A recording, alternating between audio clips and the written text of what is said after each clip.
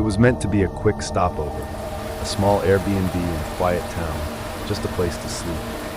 By sunrise, the locks no longer worked, my phone was completely dead, and a trail of wet footprints stretched across the hallway, none of them mine. Dylan was 28, a logistics consultant, traveling alone for work. The assignment had brought him to a small coastal town he'd never heard of before, the kind of place that doesn't show up in travel guides. It had been raining since morning. Thick clouds hung low over the rooftops, and somewhere beyond them, the ocean crashed against unseen cliffs. His Airbnb was a last-minute find. The listing read, "Rustic countryside cottage." No photos of the host, no detailed reviews. Just a brief message confirming the booking and instructions to find the key under the doormat.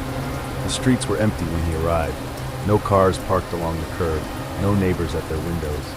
Only the sound of rain on the hood of his jacket and a faint tang of salt from the sea. Inside, the air smelled faintly of damped wood, as if the walls themselves held the rain. Antique chairs and heavy wooden tables filled the living room, their surfaces dulled with age. The wallpaper was faded, curling at the edges, and even with every window shut tight, a faint draft moved through the rooms. On the coffee table sat a thick, leather-bound guest book. The pages were yellowed, the handwriting uneven from years of different hands. The last entry was dated almost 6 months ago. It was only one sentence written in dark ink. "Don't use the back door after dark." Dylan stared at the words for a moment, then shut the book without thinking about it again. That night, Dylan unpacked, made coffee, and sat at the small desk by the front window. Outside, the rain had grown heavy, drumming against the roof in uneven bursts. The branches of an old oak swayed in the wind, throwing long, twisting shadows across the walls.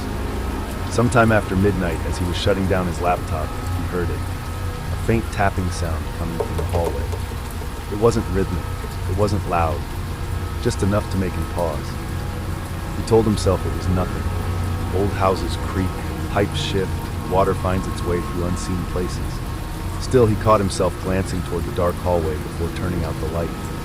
Around 1 a.m., he picked up his phone to send a quick text to a friend. "Made it. Rainy here. Talk tomorrow." The screen froze halfway through. For nearly a full minute, the phone wouldn't respond. No typing, no scrolling, nothing. Then, without warning, the message draft disappeared. When the phone finally lit up again, the time had jumped forward by 2 minutes. On his way to the kitchen for a glass of water, he noticed the back door.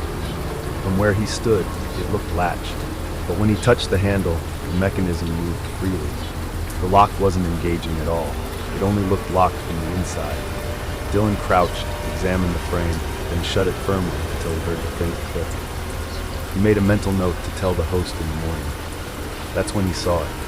Near the threshold, against the tile floor, a single wet footprint, clear enough to see the toes, the arch, the heel.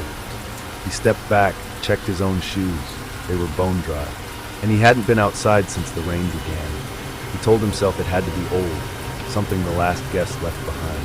The rain, the shadows, the strangeness of the town, it was making him notice things he'd normally ignored. So he turned off the kitchen light and went to bed. The storm rolled in just after 3 a.m. The rain no longer fell in steady lines. It came in bursts, carried by sudden gusts of wind that rattled the shutters and sent loose leaves skittering across the porch. Somewhere inside the house, a picture frame knocked faintly against the wall. The power flickered once, twice, before settling again, the lights casting a slightly different shade across the room, as if something in the air had shifted. Unable to sleep, Dylan went to the kitchen and set water to boil for tea. As he waited, he wandered to the window over the sink. Beyond the glass, the yard stretched into a dark field, and beyond that, a dense line of trees swaying in the wind. And that's when he saw it. A shape, tall still, standing just inside the shadows where the tree line began. It didn't move. It didn't turn away. He couldn't make out a face, but he was certain it was watching the house. He blinked hard, looked again, and at that exact moment, the lights flickered a third time. Darkness swallowed the kitchen for 2 seconds. When the power returned, the space beyond the trees was empty. He stood there for a long moment, one hand resting on the counter. Maybe it was nothing. Maybe the storm was playing tricks on his eyes. But then, from deep within the house, came the unmistakable sound of the door. It opened slowly, the hinges straining against years of disuse. The sound traveled through the hallway like a whisper, ending with a faint, deliberate click as it shut again. Dylan didn't move. He was no longer sure if he was alone. The rain never let up. By the second night, the streets outside were lined with shallow streams, water pushing against the curbs and pooling at every low point. The cottage sat on a small rise, but Dylan could hear the sound of rushing water somewhere beyond the trees. He hadn't slept much. Every time he closed his eyes, something pulled him back awake, a faint, irregular sound in the house. It was the steady drip of water, but it didn't match the rhythm of the rain outside. Around 2 a.m., he got up, switched on the hall light, and followed it. Small puddles had formed along the hallway floor, glistening in the dim light. He looked up. The ceiling was dry, no stains, no leaks, yet the water kept appearing, as if it had been carried there. By 3 a.m., the sound changed. It was no longer dripping. It was a pattern, slow, deliberate, footsteps. They came from the far end of the hallway, measured, even, growing closer with each step. Dylan backed into his bedroom, shut the door, and turned the lock. The room was dimly lit by the faint glow from the streetlight outside. He sat on the edge of the bed, straining to hear. The footsteps stopped, right outside his door. For a long moment, there was only the sound of the storm battering the windows. Then, a shadow moved across the thin line of light at the base of the door. It lingered there. And then, so close it might have been just inches from the wood, a voice, low, almost a whisper. "You're in my room." Dylan didn't wait for morning. As soon as the voice faded, he was on his feet, pulling clothes from drawers, shoving them into his bag. He didn't care if it was still storming. He was done with the cottage. His phone was on the nightstand, still plugged into the charger. The screen was black. He held the power button. Nothing. It was warm in his hand, as if it had been charging all night, but it was completely dead. Downstairs, the wind pushed hard against the back door. Rain sprayed in through a narrow gap in the frame. He slung the bag over his shoulder, stepped outside, and made for his car. The engine gave a hollow click. Again, not even a sputter. He sat there for a moment, rain hammering the windshield, before deciding to walk. The town was small, barely a mile to the main street. He figured he could at least find someone to call a tow, but as he moved down the road, each house he passed was the same. Shutters closed, windows dark, front yards overgrown, porches sagging under the weight of years. There were no lights, no voices, no movement, except one. At the corner, a single building glowed faintly through the rain, a diner. Its neon sign buzzed in the storm, casting red and white reflections across the wet pavement. He stepped inside, grateful for the shelter, but the room was empty. No customers, no staff. Only one thing broke the stillness, a steaming mug of coffee waiting at the counter, as if someone had set it down seconds before he walked in. Next to it, barely visible under the rim of the saucer, was a folded slip of paper. Dylan pulled it free with trembling fingers. In neat block letters it read, "Check the attic before you go." Dylan stood in the diner for a long time, staring at the note. The storm outside pressed against the windows, and the smell of coffee filled the air, but the room remained empty. Finally, he slipped the paper into his jacket pocket and stepped back into the rain. The walk to the cottage felt longer than before. Every gust of wind pushed him toward the tree line, where the shadows seemed to shift in ways they shouldn't. When he reached the door, the lock gave way too easily, as if it had been waiting for him. Inside, the air was colder. He set his bag down and made his way to the hallway. Halfway down, his eyes caught on something he didn't remember from the night before. The attic door was open. Not just the panel in the ceiling. The rope ladder hung down, swaying gently, even though there was no draft. He told himself to leave, to walk away and not look.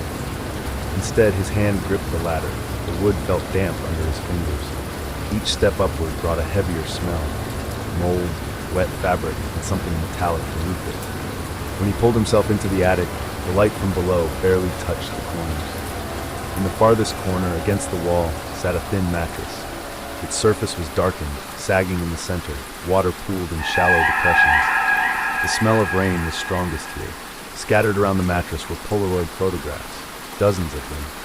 The edges curled, the colors faded in some, sharp in others. He picked one up, It showed the cottage, exactly as it looked now, but the date printed at the bottom was decades old. In the upstairs window, a small dark figure stood watching. He set it down and reached for another. The same house, a different year, always the same upstairs window, always someone there. His fingers shook as he picked up the last one. This time the perspective was different. It wasn't taken from outside, it was taken from inside the cottage. The frame showed his own room, the bed, and in it, Dylan himself asleep the night before. Dylan stared at the photograph in his hand until the sound hit him. Not rain, not wind. A slow, heavy shift in the wood directly above his head. The footsteps hadn't been in the hallway outside his door the night before. They'd been in the attic. A sharp crack of thunder cut through the air and the lights went out. The cottage sank into darkness, so complete it felt like the walls had closed in. Only the storm remained. Rain hammering the roof hard enough to shake dust from the beams, water pressing through the cracks, seeping under doors, pooling across the floors. Dylan stumbled down the ladder, the attic fading into shadow behind him. He moved through the hall, his socks soaking with each step. Every instinct told him to run, but the storm outside sounded like it could pull the road apart. He locked himself in the bathroom, a small, windowless room, the only one in the cottage where he couldn't see the rest of the house. He sat with his back against the tub, eyes fixed on the silver knob of the door. For a while, the only sound was the pounding of rain and the shallow rhythm of his own breathing. Then, the knob twitched. It began to turn, slowly, deliberately. The latch clicked, releasing with a sound far too loud in the dark. The door opened a few inches, and in that narrow slice of space, something filled the frame. A tall silhouette, still, motionless, water dripping from it in steady beats spreading across the tile. Before Dylan could move, before he could even draw in breath, everything went black. According to the police report, the property had been condemned for over a decade.